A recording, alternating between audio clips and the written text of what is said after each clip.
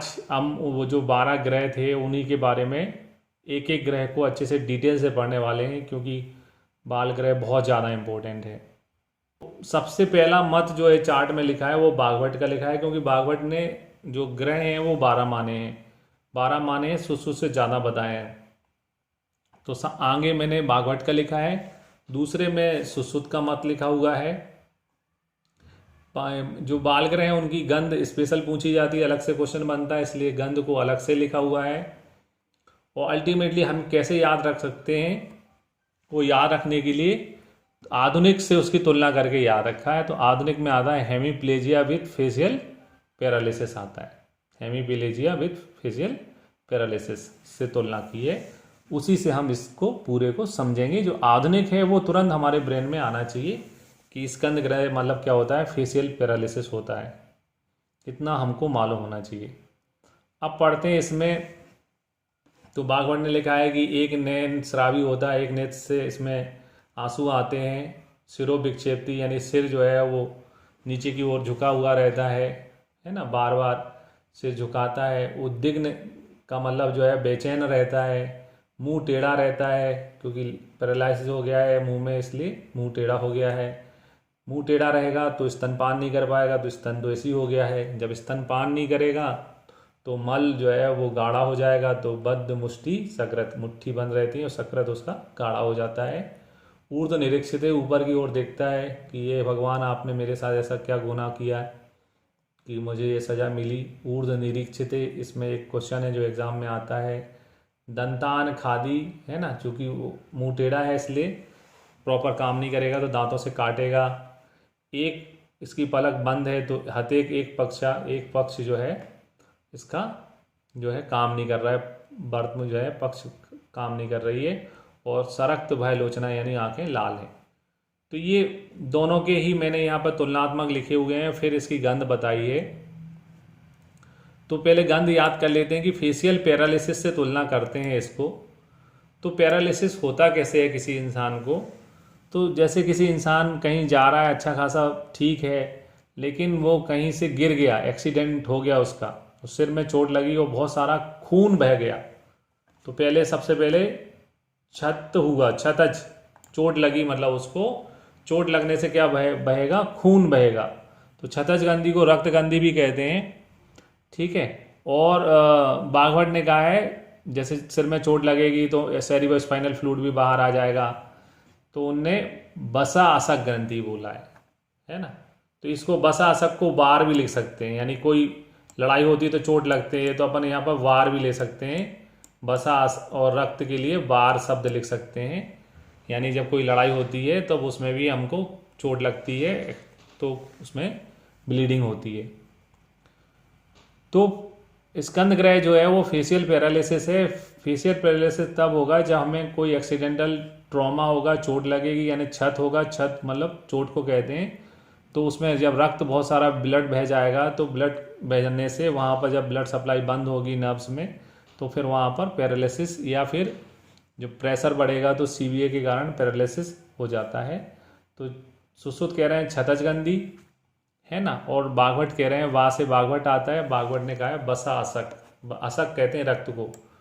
तो इसको बार करके भी याद कर सकते हैं, जैसे बार यानी युद्ध में लड़ाई होती है तो उसमें भी चोट लगती है अपन को। तो स्कंद ग्रह जो है उसकी गंध कैसी होती है, छत है ना, और बसा असक गंधी। अब देखते हैं इसमें कौन कौन से क्वेश्चंस बनते हैं। तो इस पूरे चित्र को अच्छे से अपन को देखना है, और इस चित्र को देखते हुए एक एक करके उसका एक एक लक्षण याद करना है। सबसे पहले इस चित्र को देख रहे हैं, सबसे पहले नज़र पड़ती तो ये देखना चाहिए कि ये व्यक्ति का कहाँ देख रहा है। तो पहला है क्वेश्चन, ऊर्ध्व निरीक्षित है, ऊपर की ओर देखता है। तो मैंने संस्कृत वर्ड लिखा है क्योंकि आजकल हिंदी वर्ड का चलन खत्म हो गया, पेपर्स में संस्कृत वर्ड ही पूछे जाते हैं, क्योंकि वो उनके आंसर डिनाइड, वो मतलब निश्चित रहते हैं, उसमें कोई कॉन्ट्रोवर्सी नहीं होती है कि दूसरे आचार्य ने भी यही बोला है हिंदी के हिसाब से। तो ऊर्ध्व निरीक्षित यानी कि यह ऊपर की ओर देख रहा है। ज़्यादातर जो पुरुष वाले होते हैं वो उनमें जैसा जब ग्रह रोग होता है तो ऊपर ही देखते हैं वो। तो ऊर्ध्व निरीक्षित यानी आपके साथ बुरा होता है तो ऊपर वाले को तो देखते ही हो कि भाई हमने ऐसा क्या गुनाह किया। तो ऊर्ध्व निरीक्षित पहला शब्द याद करना है। फिर हमने ऊपर से ये तस्वीर जो बनी हुई है, इस तस्वीर में ऊपर से स्टार्ट करना है। सबसे पहले देखना है ऊपर में सिर से। ठीक है, सबसे पहले इसका क्या है, सिर है। तो इसका सिर जो है वो सिरो विक्षेप्ति मुंह, बार बार हिलता है।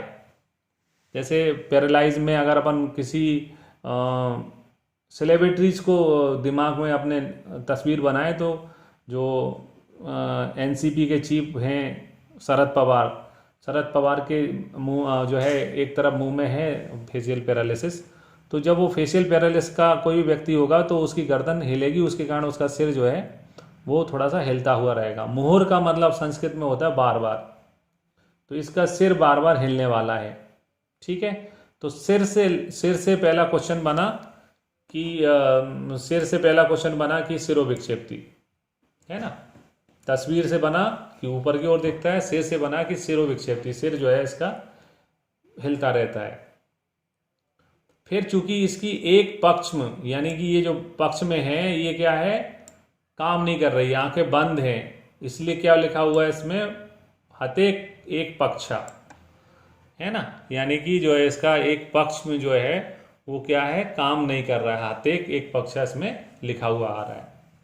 ठीक, फिर लिखा है सरक्त भय लोचना, यानी इसकी दोनों आंखें क्या होती हैं, लाल होती हैं। इसकी दोनों आंखें कैसी होती हैं, लाल होती हैं।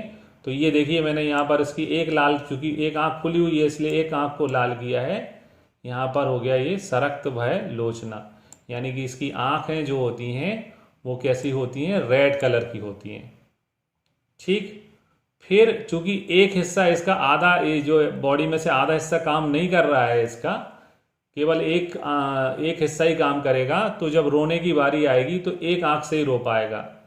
तो एक आंख से रोने के कारण मैंने यहाँ पर लिखा है एक नयन श्रावी, ये जो आंसू गिर रहे हैं इसके कारण मैंने क्या लिखा है, एक नयन श्रावी। ये वाला क्वेश्चन एग्जाम में आता है कि कौन सा बच्चा जो है एक आंख से रोता है, तो उसका आंसर क्या होता है, स्कंदक्रय, क्योंकि फेशियल पैरालिसिस से एक जो है चेहरे का आधा हिस्सा काम नहीं करेगा, इसलिए एक नयन श्रावी, उसका जो है एक नेत्र से ही जो है उसमें वो आंसू आएंगे, तो एक नयन श्रावी होता है। दूसरी भाषा में जब कोई व्यक्ति रोता है तो दोनों आंखों से रोता है, दोनों आंखों से इकट्ठे आंसू आते हैं। अब चूंकि एक आंख से रो रहा है, क्योंकि बालक एक आंख से रो रहा है, तो अपन दूसरी भाषा में कह सकते हैं कि कम रो रहा है, एक आंख तो काम ही नहीं कर रही है, तो उसी को जो है अल्परोधी, ऊपर सुश्रुत में जो है क्या बोला गया था, अल्परोधी, यानी कम रोने वाला होता है। फिर सुलुलित चक्षु, सुलुलित चक्षु का मतलब होता है कि आंखें बंद होना, तो इसकी एक आंख बंद भी रहती है, इसलिए सुलुलित चक्षु बोला है, एक आंख जो है बंद है इसकी। ठीक है, तो सबसे पहले अपन ने चित्र देखा, चित्र देख के बोला कि ऊपर की ओर देख रहा है बालक, तो ऊर्ध्व निरीक्षित हो गया। फिर इसके ऊपर माथे से काउंट किया तो माथा थोड़ा हिल रहा है बार बार, तो सिरो विक्षेप्ति हो गया। फिर इसकी आंखों पे आए तो आंखों में 4 लक्षण है, एक तो एक आंख का की पलक चिपकी हुई है, तो हतेक एक पक्षा, एक पक्ष, हत का मतलब होता है मृत्यु, हत का मतलब क्या होता है, मृत्यु, एक पक्ष की मृत्यु हो चुकी है, यानी वो काम नहीं कर रही है, फंक्शन नहीं कर रही है। फिर दूसरा है सरक्त्यो भय लोचना, यानी जो है उसकी उभय, यानी दोनों आंखें क्या होती हैं, रेड कलर की होती हैं। तो मैंने चित्र में रेड कलर बनाया हुआ है, उससे समझ में आ रहा है कि इसकी आंखें लाल हैं। एक नेत्र से वो रो रहा है, एक नयन श्रावी, एक नेत्र से क्या कर रहा है, उसके आंसू निकल रहे हैं। एक आंख से नहीं रो रहा है, तो अपन ने कहा है कि तुम तो कम रो रहे हो, तो अल्परोधी। फिर एक आंख बंद है, उसके लिए अपन ने लिखा है सुलुलित चक्षु, यानी कि उसके चक्षु जो हैं, एक चक्षु क्या है, बंद है। फिर आते हैं ये जो उसका मुंह अपन देख रहे हैं, ये टेढ़ा मुंह है, तो मुंह के टेढ़ा होने से शब्द होता है वक्र, मुख वक्रता या वक्र अस्य, अस्य का मतलब भी मुख होता है, तो मुख वक्रता ऐसे अपन ऊपर देखना चाहें तो ये जो है बागभट्ट ने मुख वक्रता लिखा है, और सुश्रुत ने जो है वो क्या लिखा है, वक्र अस्य लिखा है। तो इसका मुंह जो है वो टेढ़ा हो जाता है, पैरालिसिस हो जाएगा तो वो हिस्सा काम नहीं करेगा, इसलिए मुंह कैसा हो गया है, टेढ़ा हो गया है।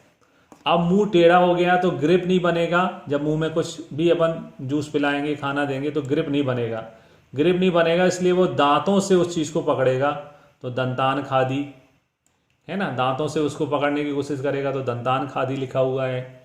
फिर चूंकि मुंह में पैरालिसिस है, मुंह काम नहीं कर रहा है, तो सकिंग जो होता है, दूध पीने का जो तरीका होता है बच्चों का, सकिंग करके वो नहीं कंप्लीट कर पाएगा, इसलिए दूध नहीं पी पाएगा, इसलिए स्तन से द्वेष करेगा, स्तन द्वेषी।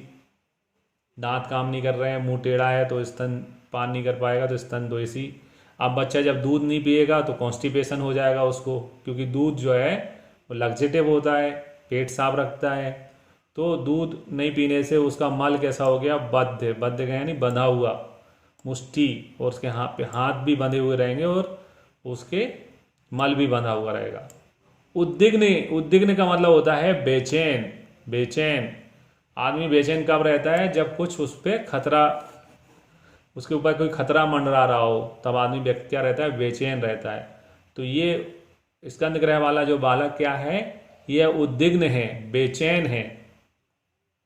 क्यों बेचैन है, क्योंकि इस ग्रह की साध्यता में लिखा है वैकल्यम मरणम व भवेत ध्रुवम, यानी कि जब स्कंद ग्रह का आगमन होता है तो विकलता अथवा मृत्यु जो है, ध्रुवम का मतलब होता है निश्चित, वैकल्यम मरणम व भवेत ध्रुवम, यानी विकलता या मृत्यु जो है वो निश्चित होती है।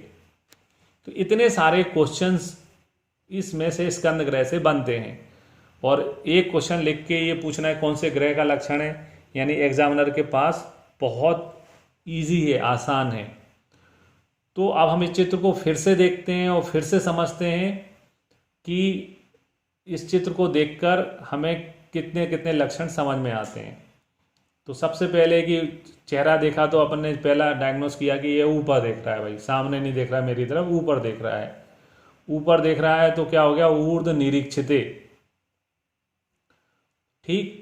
फिर ऊपर सिर से स्टार्ट किया, इसकी सिर की खासियत है कि स्टेबल नहीं है, सिर जो है विक्षेप का मतलब होता है हिलाना, बार बार अपने सिर को हिलाएगा वो, क्योंकि पैरालाइज हो गया है। पैरालाइज व्यक्ति हमेशा अपने जो हिस्सा पैरालाइज होता है वो उसका हिलता है।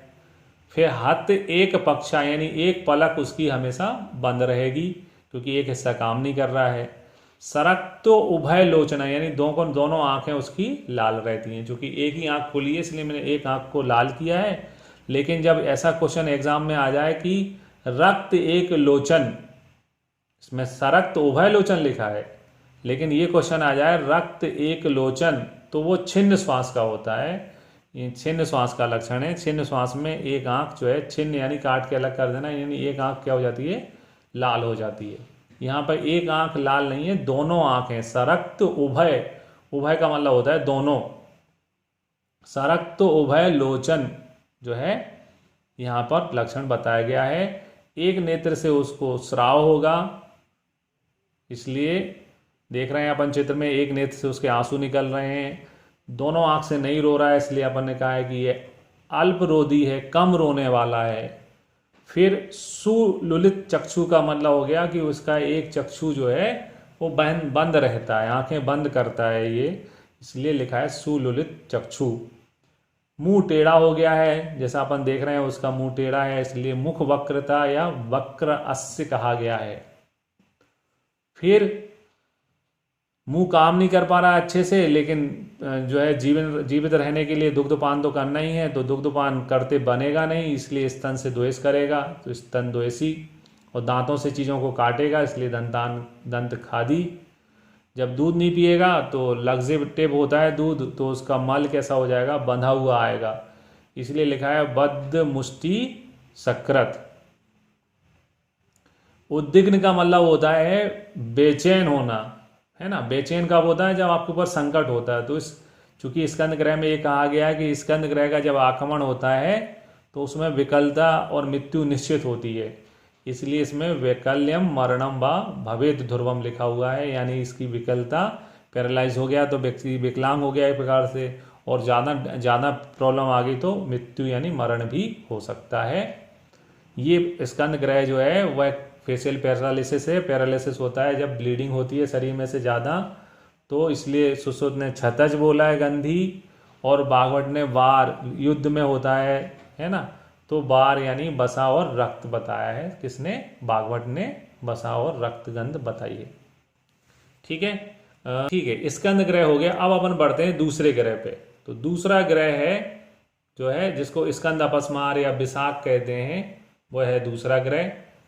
तो स्कंद अपस्मार या विशाख, अपन ने बोला था स्कंद बना नया सेनापति सभापति, तो उसकी तुलना एपिलेप्सी से की जाती है। कोई भी ग्रह, जैसे ही आप पढ़ो कि हम कौन सा ग्रह पढ़ रहे हैं, स्कंद ग्रह पढ़ रहे हैं, तो सबसे पहले ये देखो मॉडर्न में उसे बोलते क्या है ना, उसका वास्तविक नाम या उस डिसीज कौन सी होने वाली, तो एपिलेप्सी है। ठीक है, अब एपिलेप्सी में गंध क्या बताई है इनने, पूरे शोणित गंधी, यानी कि जो है यहाँ पर शब्द जुड़ गया है वो है पस, पूरे शोणित गंधी। तो पूरे शोणित गंधी क्यों कहते हैं, क्योंकि क्या होता है एपिलेप्सी में आपको दौरा आएगा। अब दौरा घर पे भी आ सकता है, बाजार में भी आ सकता है, क्लास में भी आ सकता है। जैसे वो एक शाहरुख खान की मूवी थी हैप्पी न्यू ईयर, उसमें जो बोमन ईरानी था उसको दिखाया गया था कि उसको फीट्स आते थे, उसको जो है अपस्मार एपिलेप्सी के दौरे पड़ते थे। तो वो घटना कहीं भी हो सकती है। तो अगर सपोज कोई व्यक्ति को एपिलेप्सी का दौरा आया और वो रोड में गिर गया, रोड पे या सड़क पे गिर गया, तो क्या हो जाएगा, उसके घुटनों पर हाथ पैर में चोट आ जाएगी। ठीक है, आपको चोट आई, आपने दिखा लिया, उसको दवाई कर ली, ठीक हो गया, लेकिन ठीक होने से पहले फिर दौरा आ गया, फिर गिर गए आप, और फिर उसके बाद में फिर आपने ट्रीटमेंट लिया और दोबारा फिर गिर गए। तो जब एक ही जगह चोट लगती है और बार बार रिपीट होती है तो वहाँ पस बनने लगती है ना, वो हील नहीं हो पाती, उसकी जगह क्या होने लगता है, वहाँ पे पस बनने लगती है। पस को बोलते हैं अपन पूई। तो यहाँ पर जो गंध है एपिलेप्सी में वो है पूये, और जो चोट लगना है तो शोणित यानी रक्त तो निकलना ही है, तो यहाँ पर आया है पूये शोणित गंधी। ठीक है, जो सुश्रुत है उसमें भी यही है और बागवट में यही है पूये शोणित गंधी। अब बढ़ते हैं इसके लक्षणों पे। तो ये लक्षण बार बार संज्ञा नाश होना, मुहुर्मुहुर मूर्छा, बार बार मूर्छित हो जाना, केश लुंचन होना, फैन भवन होना, हाथ पैर को से नृत्य करना, स्तन और जीवा का दंश करना, ये लक्षण बागवट ने बताए हैं। सुश्रुत ने कहा है कभी वो निसंग रहता है, कभी संज्ञक रहता है, यानी कभी होश में रहता है, कभी बेहोश हो जाता है, दौरा पड़ता है मतलब। फेनम प्रसजती, यानी मुख से झाग निकलता है। बिड़मूत्र सजती, और मलमूत्र आता है ना, मलमूत्र भी त्याग कर देता है जब उसको दौरे पड़ते हैं। तो कर चरणई नित्य, हाथ पैर से डांस करता है। बिनद जमड़ा, यानी शरीर उसका झुका हुआ रहता है और जम्हाई आती है। ये लक्षण दोनों आचार्यों ने बताए हैं। अब अपन इस चित्र को ध्यान में रख के पूरी चीज़ों को याद करेंगे। तो सबसे पहले क्या आया, जो अपन ने पहले में पढ़ा था कि कहाँ देखता है, तो इसमें भी लिखा है ऊर्ध्वेक्षा, ऊपर की ओर देखता है, ऑब्वियस है। तो ऊपर की ओर सबसे पहले अपन ने डीसीजी पढ़ ली, एपिलेप्सी हो, ये इसका सिर बनाया है स्कैन करके, जिसमें तार हिले हुए हैं उसके, है ना। तो कुल मिला के सबसे पहले ऊर्ध्वेक्षा आया है। फिर एपिलेप्सी में दौरे पड़ते हैं, तो दौरे बार बार पड़ते हैं, तो बार बार पड़ने को मुहु कहते हैं, मुहुर। तो मुहुर्मुहुर संज्ञानाश इसमें देखने को मिलता है, यानी बार बार दौरे पड़ते हैं तो संज्ञानाश होता है। फिर जब आदमी बार बार गलती करता है, कोई एक ही गलती बार बार करता है, जैसे आप भी कोई गलती बार बार करोगे, या आपके बच्चे आपके सामने कोई गलती बार बार करते हैं, तो आपको ऐसा लगता है बाल खींच लूँ। तो केश लुंचन इसमें लक्षण है कि इसमें बाल खिंचे हुए प्रतीत होते हैं। केश लुंचन, यहाँ पर इसके बाल देख रहे हैं, तो ये भी बाल ऐसे हैं कि वो एक साइड से बिल्कुल सीधे सीधे नहीं कटे हैं, कहीं कम है कहीं ज़्यादा हैं। तो बाल कहीं कम है कहीं ज़्यादा है, इससे अपन याद रखेंगे कि इसमें केश लुंचन जो है वो क्वेश्चन इसमें बनता है। फिर लिखा है यहाँ पर, देखेंगे आपको, मैं इसको चित्र को बड़ा कर देता हूँ बहुत, आपको और समझ में आए। तो यहाँ पर अगर अपन देखते हैं तो ये इसको फीड्स आए हैं, झाग आए हुए हैं, मुंह से क्या निकला है, झाग निकला हुआ है। तो इन झाग को देख के क्या क्वेश्चन बनेगा, फेनम बमती, फेनम बमन या फेन सृजती, मुंह से झाग निकलता है। जब भी एपिलेप्सी का दौरा आता है तो मुंह से झाग निकलता है, ये क्वेश्चन बनेगा। फिर कंदरा नती, यानी इसके जो कंधे होते हैं ये फ्लैट ना होके नीचे की तरफ डाउन है, तो इसके कंधे कैसे होते हैं, झुके हुए रहते हैं, या हिंदी में लिख सकते हैं कंधे कैसे रहते हैं, झुके हुए रहते हैं। फिर इसने अपने शरीर को स्ट्रेट ना होके बीच में मुड़ा हुआ है, यानी दबा हुआ है बीच में, तो बीच में दबे हुए होने को बोलते हैं विनम्ब, यानी इसका जो है शरीर जो है दबा हुआ रहता है। तो क्या लिखा हुआ है, विनम्य, यानी कि जो है इसका शरीर बीच में दबा हुआ रहता है, विनम्य है ये। फिर लिखा है कर चरणई नित्य अतीब, यानी कर का मतलब होता है हाथ, चरण का मतलब होता है पैर, नित्य का मतलब होता है नाचना। तो यह व्यक्ति हाथ पैरों से नाचता है ना। मतलब किसी को जब जैसे दौरे पड़ रहे हो तो ऐसा लगता है बारात में, जैसे कोई कभी कभी नागिन डांस करने के लिए लेट जाता है आगे और अपने पीठ के बल डांस करता है, तो वैसे लगता है कि इसको ये डांस कर रहा है कि इसको दौरे पड़ गए हैं। तो ये कंडीशन होगी। देखिए इसके जो हाथ हैं वो ऐसे डांस के फेज में है, तुनक तुनक तू दा दा दा, हाथों को ऐसा ऐसा कर रखा है उसने, और पैर ऊपर उठा रखे हैं, तो ये डांस की पोजीशन में है। इसको बोलते हैं कर चरणई नृत्य या हस्तपाद भू नर्तनम, हाथ पैर और भू को से नृत्य करता है। इसकी भुआएं भी देखें, दोनों एक एक सेंटर पे नहीं है, एक इधर गई है, एक उधर गई है। फिर चूंकि इसको दौरे पड़ेंगे, तो जब व्यक्ति को दौरे पड़ते हैं तो उसके मुंह में कुछ भी होगा तो वो उसमें जीभ कटने के भी चांसेस रहते हैं। तो ऐसा व्यक्ति जो है स्तन और जीवा दंश कर देगा। अगर जो है दुग्धपान करते समय इसको फीड्स आ गए तो स्तन जो है और जीवा दोनों को दंश कर सकता है। तो केवल स्तन द्वैसी जो है वो अपन ने पढ़ा हुआ था ऊपर, इसमें स्तन और जीवा दोनों का दंश हो रहा है। तो ये स्कंद अपस्मार है, दो शब्दों से मिलकर बना हुआ है, दो चीज़ें इसमें स्कंद अपस्मार में आती हैं। उससे याद रखना है कि इसमें दो जगह दंश होता है, स्तन में भी और जीवा में भी होता है। फिर संरव्न ज्वरा है ना, जब व्यक्ति में कोई भी बीमारी होती है और फिर वो गिरेगा तो चोट लगेगी, इन्फेक्शन होगा तो फीवर आ ही जाएगा। तो इसके अलावा लालिमा के साथ ज्वर आना उसके शरीर में देखने को मिलता है। तो ये हमने देखा दूसरा ग्रह जिसका नाम है स्कंद अपस्मार, लड़के का नाम है विशाख, स्कंद अपस्मार का दूसरा नाम है विशाख, है ना। ऊपर से अपन ने देखा तो सबसे पहले ये भी ऊपर की तरफ देख रहा है कि भगवान मेरे साथ ऐसा क्या गुनाह किया जो ये सज़ा मुझे मिली। तो ऊर्ध्व इच्छा, ये भी ऊपर की ओर देखता है, जो स्कंद ग्रह था वो भी ऊपर की ओर देखता है। इसमें बार बार दौरे पड़ते हैं, इसीलिए लिखा है संज्ञा नाशो मुहुर, बार बार संज्ञा का नाश होता है। मुहुर शब्द का मतलब होता है बार बार। फिर केश लुंचन इसमें आता है, आप देख रहे हैं डायग्राम में जो बाल बनाए गए हैं सिर में, वो एकदम जैसे नाई काटता है बालों को तो बिल्कुल मिला के कंघी से और एक जैसा काटता है, लेकिन इसके बाल एक जैसे नहीं कटे हैं, कहीं कम हैं माथे पे, कहीं ज़्यादा हैं, क्योंकि इसने बाल अपने लॉन्च लिए मतलब उखाड़ लिए हैं, इसलिए इसके सिर के बाल एक जैसे नहीं हैं। केश लुंचन इसमें देखने को मिल रहा है। फिर मुंह से फैन आता है, जब भी जो है दौरे पड़ते हैं तो मुंह से फैन आता है, इसलिए फैनोत बमन लिखा हुआ है, फैन प्रसजति लिखा हुआ है। और कंधे इसके झुके हुए हैं, कंधे तो पहलवानों के चौड़े रहते हैं, जिसको दौरे पड़ रहे हैं उसके कंधे तो झुके हुए रहेंगे, इसलिए कंधरा नति, कंध झुके हुए हैं कंधे। इसके अलावा शरीर जो है उसका विनम्र है, यानी झुका हुआ है, स्ट्रेट नहीं है। जैसा अपन कहते हैं ना सावधान, है ना, तो सावधान कहना यानी तन के खड़े हो जाना। सावधान नहीं है, विश्राम की कंडीशन है, विश्राम से भी नीचे का है विनम्र, है ना, उससे भी नीचे का शब्द समझ लो विनम्र। एक होता है अटेंशन मतलब सावधान, फिर एक होता है रिलैक्स विश्राम, और उससे भी ज़्यादा ये रिलैक्स यानी ज़्यादा जो है झुका हुआ रहना, वो विनम्र हो गया।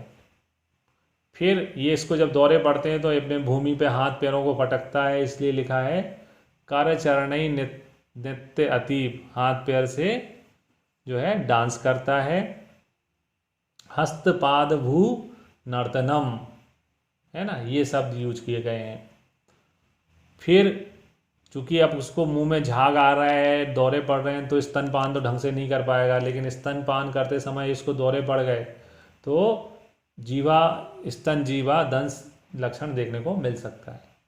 इसके अलावा गिरेगा, चोट लगेगी, जैसे अपन ने लिखा था इसकी जो गंध होती है वो कौन सी होती है, पूरी सोने गंधी। शरीर में जब भी पस होगा तो पस होने से आपको फीवर आ जाता है, ठीक है। तो सरम्ब ज्वरा इसके लक्षणों में लिखा है लास्ट में सरम्ब ज्वरा। देखो हम इसको पढ़ रहे हैं तो ये ना समझे कि बहुत डीप पढ़ रहे हैं, इतना नहीं आता है।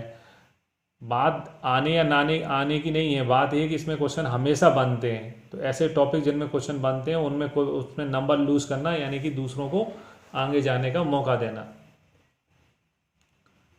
तो ये हो गया अपना स्कंद अपस्मार। अब अपन देखते हैं नेगमेस।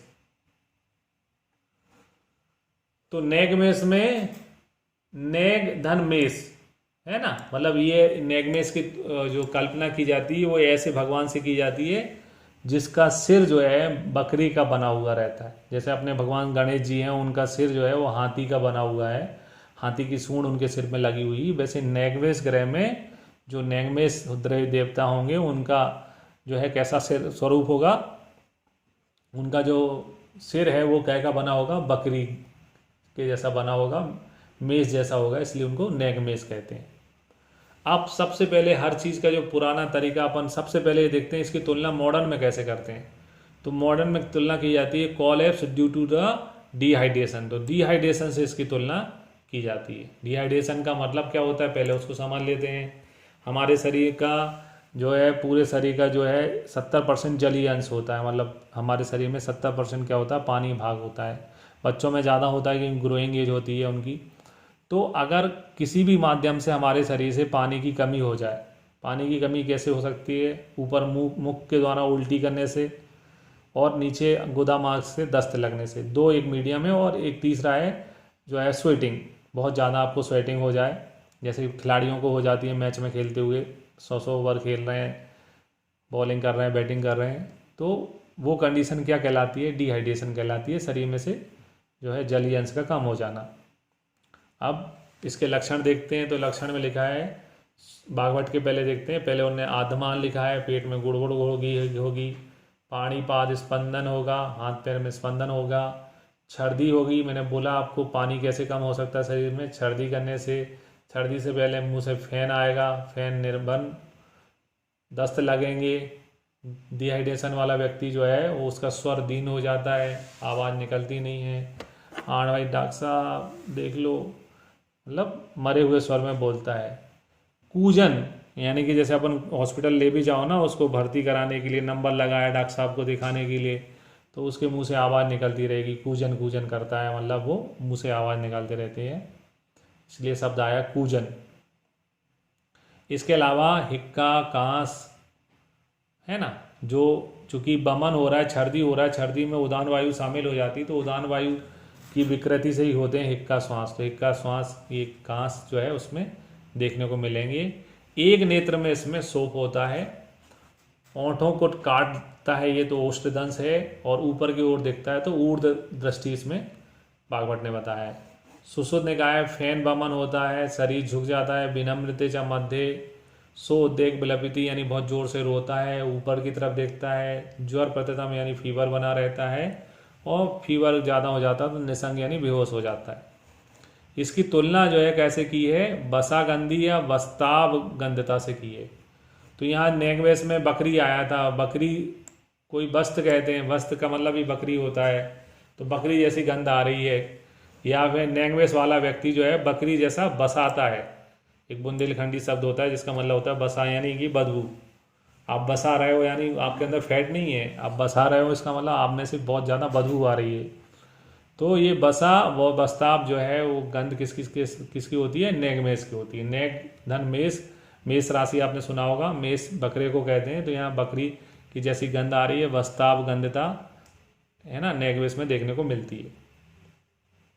अब हमने इससे पहले जो दोनों ग्रह पढ़े, स्कंद ग्रह और स्कंद अपस्मार, उसमें तो सिंगल चित्र बनाया था मैंने, एक ही चित्र था मतलब, लेकिन इसमें दो चित्र बनाए हैं। क्यों? क्योंकि इसमें आचार्य सुश्रुत और आचार्य बागवट दोनों अलग अलग बात बोलते हैं, तो अलग अलग बात बोलते हैं, इसलिए मैंने दो चित्र बनाए, थोड़े मतांतर हैं। सबसे पहले जो है वो बागवट कह रहे हैं, ये बागवट का है, बागवट कहते हैं ऊर्ध्व निरीक्ष्य हसनम, ऊपर की ओर देखते हुए हंसता है। तो अब ये पहला वाला चित्र देखते हैं, इसके लिए ऊपर की देख कर हंसता है। ये बालक ज़्यादा हंस नहीं रहा है क्योंकि मुंह में थर्मामीटर है इसके, क्योंकि इसमें ज्वर होता है इसलिए थर्मामीटर दिया है अपन ने। लेकिन इसको चूंकि पसीने की बूंद आ रही है ऊपर से, तो कोई भी व्यक्ति पसीने की बूंद देखता है तो हल्का सा स्माइल करता है कि देखो माथे से पसीने की बूंद आ रही है। तो ऊर्ध निरीक्षे हसनम जो है वो है इसका पहला लक्षण, ऊपर की ओर देखते देखते हुए हंसता है। तो अपन ने 3 ग्रह पढ़े आज, तीनों में ये आ रहा है। ऊर्ध किसी में था ऊर्ध निरीक्षित, फिर था ऊर्ध अक्षा, फिर लिखा है ऊर्ध निरीक्ष। कहीं अगर इसको हिंदी में लिखना चाहेंगे अपन तो एक ही आंसर होगा कि ऊपर की ओर देखता है। तो हिंदी में तो सभी का आंसर सेम हो जाएगा कि हाँ स्कंद ग्रह भी सही है ऊपर देखने का, नैगमेश ग्रह भी सही है, स्कंद अपस्मार भी सही है। लेकिन जब संस्कृत में पूछेंगे तो हर जगह अलग लाइन आती है, इसलिए मैंने आपको बोला आजकल संस्कृत की लाइन पूछने का ही चलन है। संस्कृत की लाइन लिखी जाती है क्योंकि उसमें एक ही आंसर होता है। तो सुश्रुत ने भागवत ने कह दिया ऊर्ध निरीक्ष हसनम, और भागवत ने लिखा है ऊर्ध्वम अक्षमीण सोद्वेग विलप्यति, यानी ऊपर को देखकर जो है रोता है। तो ये वाला जो है मैंने ऊपर पहले ऊपर देखा था बच्चे ने, फिर ऊपर देखने के बाद में ये बच्चा रोने लग गया है ना। दूसरा वाला दुखी हो गया, रोने लग गया। ऊपर मतलब जैसे कोई व्यक्ति पानी की प्यास लगी हो और ऊपर देखे कि धूप है बहुत तेज, आपको प्यास लगी है और ऊपर से पैदल चलना है और ऊपर से देखो कि बहुत धूप है, तो फिर आपका चेहरा मुरझा जाएगा।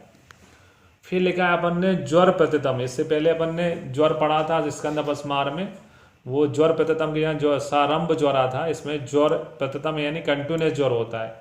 इसलिए अपन ने चित्र में इसको कंटिन्यूस रूप से ये थर्मामीटर जो है इसके मुंह में लगा रखा है। मुंह में क्या लगा रखा है? थर्मामीटर लगा रखा है। थर्मामीटर एक निशानी है कि थर्मामीटर अपन चेक कर रहे हैं, इसका मतलब उसको 100% फीवर है, तभी तो अपन थर्मामीटर लगा के चेक कर रहे हैं। तो इसमें थर्मामीटर लगाया, इसका मतलब है कि इसको फीवर होने के पूरे चांसेस हैं, फीवर है। तो ज्वर प्रतितम आया हुआ है इस पे। फिर देखते हैं निसंगो भवति, अगर किसी व्यक्ति को डिहाइड्रेशन है और फीवर आ गया तो फिर वो फीवर के कारण कोलैप्स, जैसे अपन ने मॉडर्न में किया ना कोलैप्स हो जाएगा, मतलब बेहोश भी हो जाएगा। डिहाइड्रेट व्यक्ति जो है बेहोश भी हो जाता है। ठीक है। फिर विनम्रते मध्यम, इसका बॉडी जो है स्ट्रक्चर जो है ना सावधान है ना विश्राम है। सावधान विश्राम से भी नीचे की अवस्था विनम्रते मध्य, यानी कि बॉडी जो है वो कैसी दिख रही है? झुकी हुई दिख रही है, शिथिल पड़ी हुई है ना। शिथिल पड़ने को, झुके हुए होने को कहते हैं विनम्र। तो बॉडी इसकी डाउन है। विनम्रते मध्य लिखा हुआ है क्योंकि मध्य शरीर से ही उल्टी दस्त होने, विनम्रते मध्य। एक नेप में इसके सूजन है। तो एक नेत्र आप यहाँ देखोगे तो ये वाला नेत्र मैंने यहाँ पर सूजन बनाई है। ये आँख के ऊपर देखोगे आप, यहाँ आँख के ऊपर देखोगे, मैं चित्र को और बड़ा करता हूँ। ये आँख के ऊपर आप देखोगे, यहाँ पर आँख के ऊपर आप देखोगे तो मैंने यहाँ पर सूजन को दर्शाया है। तो ये सूजन मतलब एक नेत्र में शोभ देखने को मिलता है। तो आज की जो पढ़े अपन ने स्कंद ग्रह में जो है वो तो आंसू बनाए हुए थे, एक नेत्र से उसमें स्राव हो रहा था। इसमें एक नेत्र में क्या हो रहा है? शोभ हो रहा है।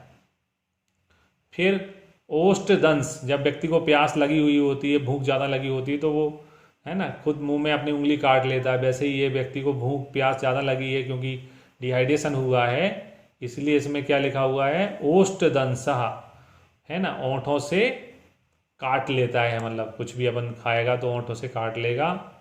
और जो पेशेंट डिहाइड्रेट रहता है उसकी आवाज़ डाउन हो जाती है, डॉक्टर साहब बहुत दस्त लग गए, है ना, स्वर दैन्य रहता है। और अपन ने एक शब्द बोला था कूजन, है ना, कूजन इसमें आता है।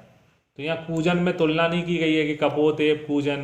कपोत एव कूजन जो है आप तंत्रक में देखने को मिलता है, और पारावत एव कूजन जो है वो क्षैतज कांस में देखने को मिलता है। तो इसमें ऐसा नहीं है कि कपोत एव कूजन है या पारावत एव कूजन है, केवल कूजन लिखा है। कूजन का मतलब कराना, मुख से आवाज़ें आना, वो इसमें देखने को मिलेगी।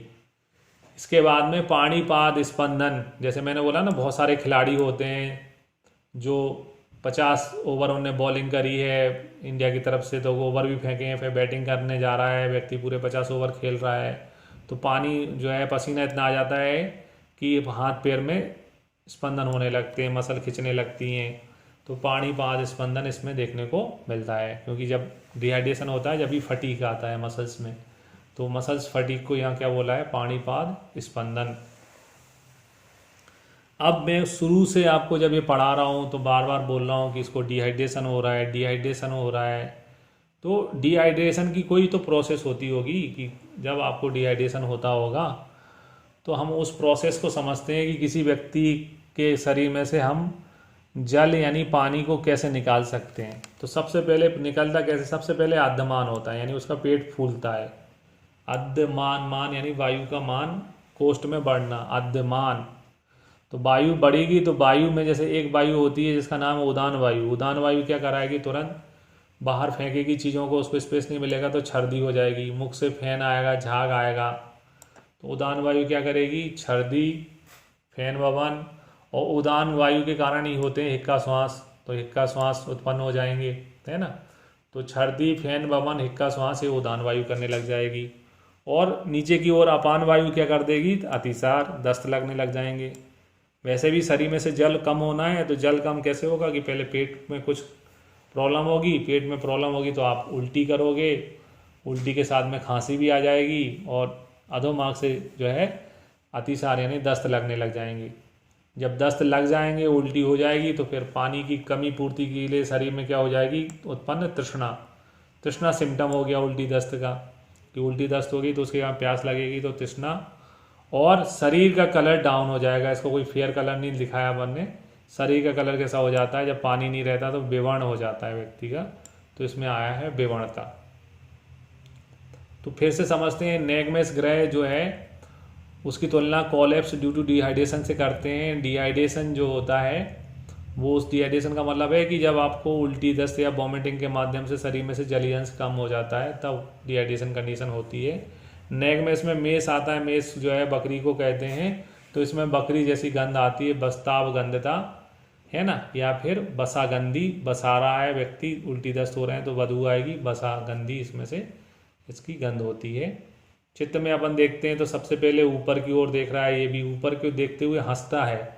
एक बोल रहा है मैं ऊपर के देख, पसीना आ रहा है तो देख के हंस रहा है, और दूसरा ऊपर की ओर देख के जोर जोर से रोने लग गया। ये देखो इसके आंसू आ गए उसके गाल पर, गाल पे आंसू आ गए, यानी वीपर को देखने के बाद में रोने लग गया कि मुझे डिहाइड्रेशन हो रहा है, ऊपर से धूप निकली हुई है, तो ये रोने लग गया। तो ऊर्ध्वाभिक्षण सोदेग विलप्यति। फिर उसके बाद में इसको फीवर बना हुआ है, इसलिए अपन ने थर्मामीटर लगा रहा है इसके उसमें मुंह में। उसके बाद में बेहोश भी हो जाएगा, ज़्यादा डिहाइड्रेशन हो जाएगा तो निसंग भवती। बॉडी स्ट्रक्चर इसका दबा हुआ है तो विनम्रते मध्य। एक आंख में इसकी सूजन आ गई है। ओंठ दंस कर सकता है, आवाज़ डाउन हो गई है, कूजन करता है, कराहता है व्यक्ति। हाथ पसीना जब आ रहा है तो उसके कारण फटीक आ रहा है पैर में, तो पाणीपाद स्पंदन देखने को मिल रहा है। डिहाइड्रेशन कैसे हुआ, तो सबसे पहले आद्यमान यानी पेट फूला, पेट फूलने के बाद में उल्टी हुई, मुंह से झाग आया, खांसी आ गई, हिचकी खांसी आ गई, और इसके अलावा नीचे अधोमाग में अतिसार यानी दस्त लगे, तब जाके उसके शरीर में से डिहाइड्रेशन हुआ। डिहाइड्रेशन होने से उसको खूब प्यास लगने लगी, तृष्णा, और बॉडी का कलर डाउन हो गया तो विवर्णता। ऐसे करके इसके सिम्टम्स होते हैं, वो हमें याद रखना है। तो ये 3 ग्रह अगर आपको समझ में आ गए हैं तो फिर चैट बॉक्स में यस लिखिए।